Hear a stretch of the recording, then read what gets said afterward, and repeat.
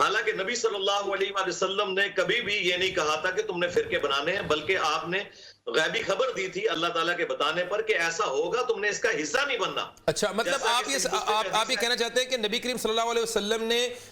یہ جو ہم یہ علماء کرام مس انٹرپریٹ کر رہے ہیں کہ 72 فرقے ہوں گے یا 73 فرقے ہوں گے، ایک نے جنت میں جانا ہے، اس طرح حدیث نہیں ہے۔ حدیث اس طرح ہے کہ اتنے فرقے بنیں گے، تم نے اس کا حصہ نہیں بننا، آپ یہ کہنا چاہ رہے ہیں؟ جی وہ حصہ نہیں بن، ہاں جی یہ اس لیے بتایا گیا تھا، یہ غیبی خبر تھی۔ جس طرح صحیح مسلم میں حدیث ہے، قرب قیامت میں عورتیں ایسا لباس پہنیں گی کہ گویا ننگی نظر آئے، یعنی وہ چست ہوگا یا باریک ہوگا۔ اب اس کا یہ مطلب نہیں ہے کہ جی نبی علیہ السلام نے فرما دیا لہٰذا عورتوں کو ایسا کرنا چاہیے۔ ٹھیک ہے، نبی علیہ السلام نے ڈرایا تھا کہ بنی اسرائیل والا کام ڈل جائے گا، اس فرقہ واریت میں تم نے نہیں پڑنا۔ ٹھیک ہے، اور بخاری مسلم میں حدیث ہے، میری امت کا ایک گروہ قیامت تک حق پر قائم رہے گا، کوئی نقصان پہنچانے والا انہیں نقصان نہیں پہنچا سکے گا، وہ غالب رہیں گے۔ امام بخاری نے اس کے اوپر باب باندھا ہے، ہوا اہل العلم، اس سے مراد اہل علم ہے، یعنی ایک گروہ رہے گا حق پر، فرقہ نہیں ہے۔ گروہ ظاہر وہی ہے جس میں اللہ کے محبوب علیہ السلام، ان کے صحابہ کرام علیہم رضوان اور اہل البیت۔ آپ کی انٹرپریٹیشن کے مطابق یہ وہ گروہ ہوگا جو کسی فرقہ پرستی کا شکار نہیں ہوگا، آپ کے مطابق؟ جی بالکل بالکل۔ الحمدللہ رب العالمین والصلاة والسلام علی سید الانبیاء والمرسلین، اما بعد فاعوذ باللہ من الشیطان الرجیم، بسم اللہ الرحمن الرحیم۔ مرزا جلمی نے ایک پروگرام میں 73 فرقوں والی حدیث کے حوالے سے یہ دعویٰ کیا ہے کہ یہ 73 فرقوں والی حدیث علماء اس کی غلط انٹرپریٹیشن کرتے ہیں، علماء اس کی غلط وضاحت کرتے ہیں۔ اس حدیث میں تو نبی صلی اللہ علیہ وآلہ وسلم نے ایک پیشگوئی فرمائی ہے کہ امت کے اندر 73 فرقے ہو جائیں گے، تم نے ان میں سے کسی کا حصہ نہیں بننا۔ یعنی گویا کہ مرزا جلمی یہ بتانا چاہتا ہے کہ صحیح انٹرپریٹیشن اور صحیح اس کی وضاحت وہ ہے جو میں کر رہا ہوں، علماء اس کی غلط وضاحت کرتے ہیں۔ اور مرزا نے جو وضاحت کی ہے وہ یہ ہے کہ نبی علیہ السلام نے اس حدیث میں ایک پیشگوئی فرمائی ہے کہ 73 فرقے ہوں گے، تم نے ان میں سے کسی کا حصہ نہیں بننا، جیسے کہ نبی علیہ السلام نے یہ پیشگوئی فرمائی ہے کہ قرب قیامت خواتین اتنا چست لباس پہننے گی کہ وہ لباس پہننے کے باوجود ننگی ہوگی۔ تو جیسے نبی علیہ السلام نے یہ پیشگوئی فرمائی ہے کہ اس طرح ہوگا، تو مطلب یہ کہ تم نے ایسے کرنا نہیں ہے۔ ایسے ہی اس حدیث میں نبی علیہ السلام نے ایک پیشگوئی فرمائی ہے کہ 73 فرقے ہوں گے اور تم نے ان میں سے کسی کا حصہ نہیں بننا۔ یہ صحیح وضاحت ہے جو مرزا اپنے خیال کے مطابق کر رہا ہے، اور علماء کے خلاف یہ دعویٰ کر رہا ہے کہ علماء اس کی غلط وضاحت کرتے ہیں، میں صحیح وضاحت کر رہا ہوں۔ حالانکہ اس حدیث کو آپ اس کے مجموعی طرق اور اس کے مکمل متن کے ساتھ پڑھیں۔ مرزا جیلمی نے خود یہاں مانوی تحریف کا ارتکاب کیا ہے، اس کی غلط وضاحت کی ہے۔ اس حدیث کا یہ مطلب ہرگز نہیں ہے کہ تم نے کسی کا حصہ نہیں بننا۔ یہ حدیث سنن ابی داؤد کے اندر 4597 نمبر اور جامع ترمذی کے اندر 2641 نمبر اور سنن ابن ماجہ کے اندر اور حدیث کی درجنوں کتابوں کے اندر نبی کریم علیہ السلام کے 18 صحابہ کرام علیہم رضوان سے یہ حدیث مروی ہے۔ سنن ابی داؤد کے اندر 4597 نمبر حدیث کا متن یہ ہے کہ رسول اللہ صلی اللہ علیہ وآلہ وسلم نے ارشاد فرمایا، الا ان من قبلکم من اہل الکتاب افترقوا علی 72 ملہ، خبردار تم سے پہلے جو ملتیں اور قومیں تھیں وہ 72 فرقوں میں بٹ گئیں۔ وَإِنَّ هَذِهِ الْمِلَّةَ سَتَفْتَرِقُ عَلَى 73 اور میری یہ ملت 73 فرقوں میں بٹ جائے گی۔ ستفترق،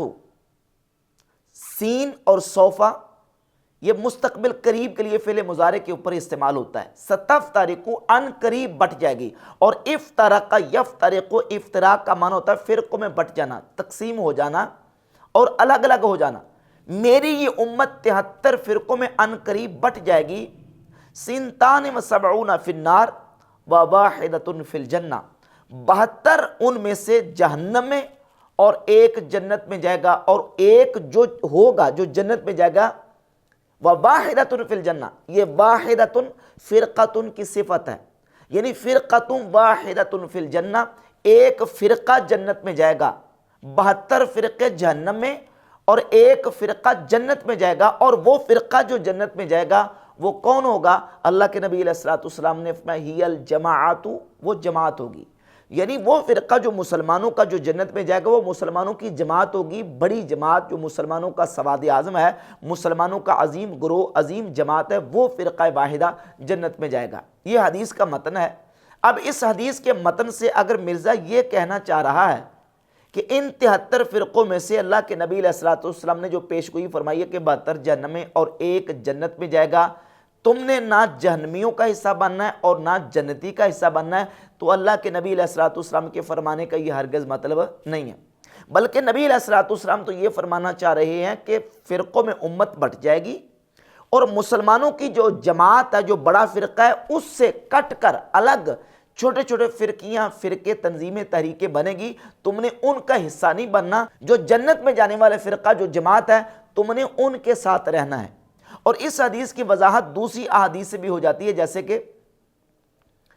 جو کہ جامع ترمذی میں 2641 نمبر حدیث ہے، نبی پاک علیہ الصلوۃ والسلام نے ارشاد فرمایا کہ جو جنت میں جانے والی جماعت ہوگی ما انا علیہ و اصحابی، وہ ہوگی جس پر میں اور میرے صحابہ ہیں۔ اور جامع ترمذی کے اندر 2165 نمبر حدیث ہے، نبی پاک صلی اللہ علیہ وآلہ وسلم نے مقام جابیہ پر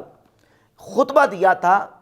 اس خطبے کے اندر اللہ کے رسول صلی اللہ علیہ وآلہ وسلم نے اپنی امت کو جماعت کے ساتھ رہنے کا حکم دیا۔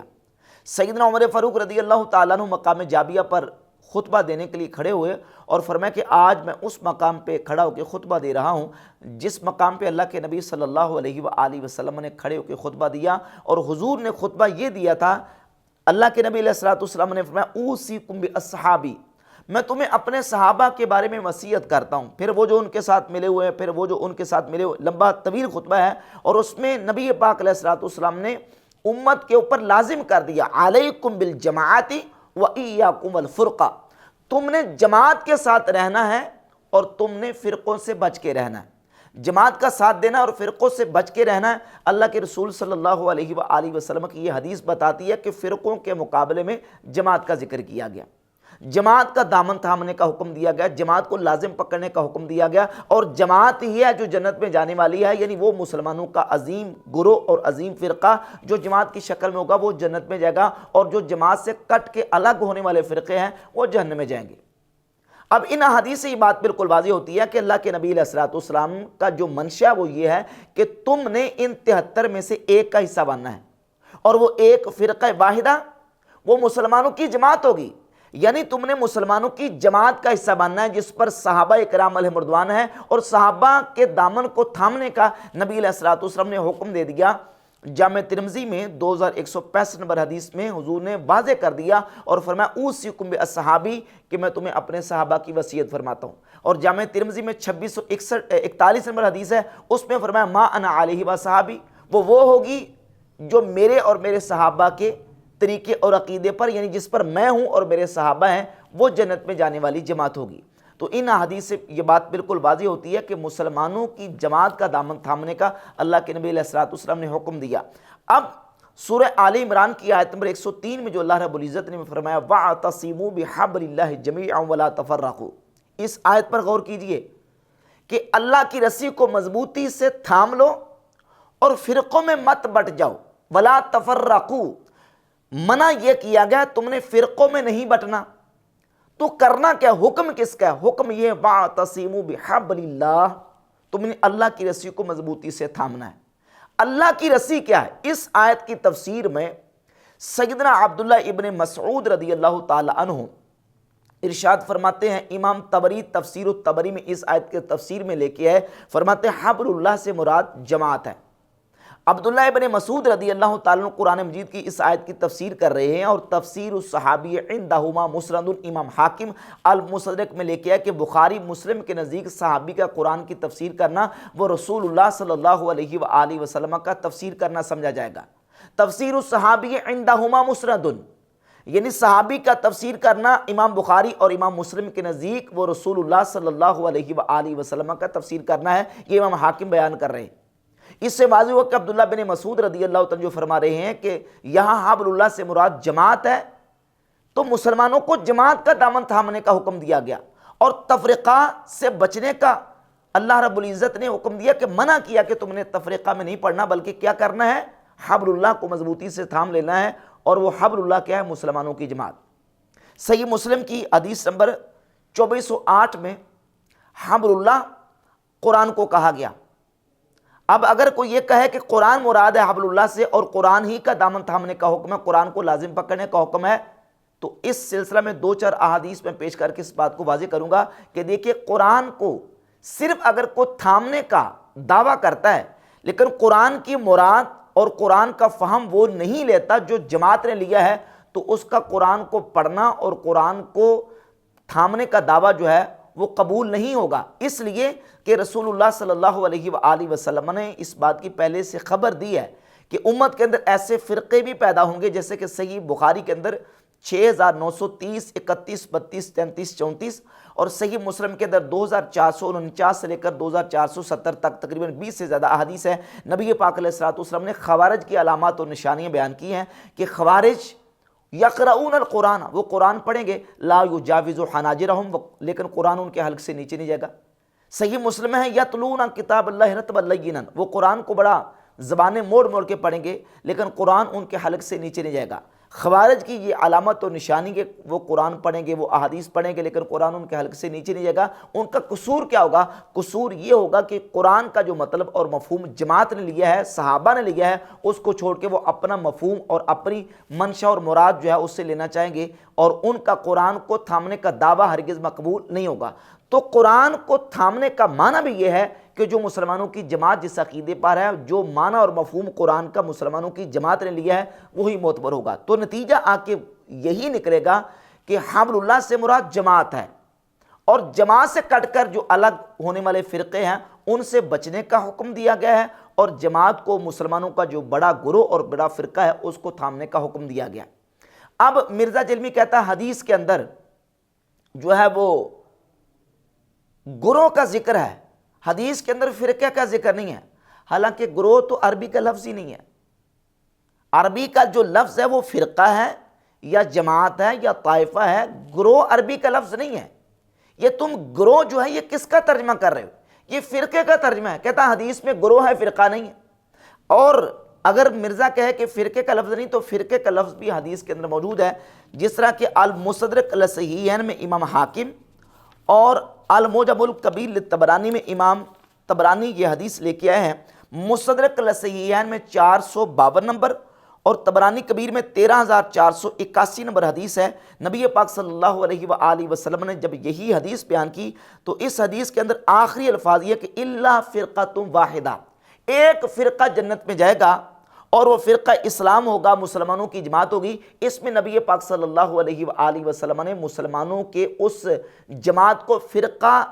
کہا ہے جو جنت پہ جانے والا، فرقہ واحدہ فرمایا ہے، جس سے ثابت ہوتا ہے کہ حدیث کے اندر فرقہ واحدہ کے لفظ بھی موجود ہیں۔ مرزا کا یہ کہنا کہ فرقہ کا لفظ نہیں ہے، حدیث کے اندر گروہ کا لفظ ہے۔ حدیث کے اندر گروہ کا لفظ کیسے ہوگا؟ گروہ تو ہے اردو زبان کا لفظ ہے، عربی کا لفظ ہی نہیں ہے، تو عربی زبان کا جو لفظ ہے وہ ہے فرقہ۔ اچھا، پھر اس حدیث کو پڑھنے کے ساتھ پلٹ جاتا ہے صحیح بخاری کی اس حدیث کی طرف جس میں نبی پاک صلی اللہ علیہ وآلہ وسلم نے فرمایا کہ امت کا ایک گروہ ہمیشہ، ایک طائفہ، یعنی طائفہ کا معنی گروہ، وہ ہمیشہ حق پر قائم رہے گا اور کوئی نقصان پہنچانے والا اسے نقصان نہیں پہنچا سکے گا۔ تو کہتا ہے اس پر امام بخاری نے باب باندھا ہے کہ وہ جو گروہ ہے وہ اہل علم کا گروہ ہوگا۔ مرزا کو امام بخاری کا باب تو نظر آ گیا، لیکن اسی صحیح بخاری کے اندر سیدنا معاذ بن جبل رضی اللہ تعالیٰ سے یہی حدیث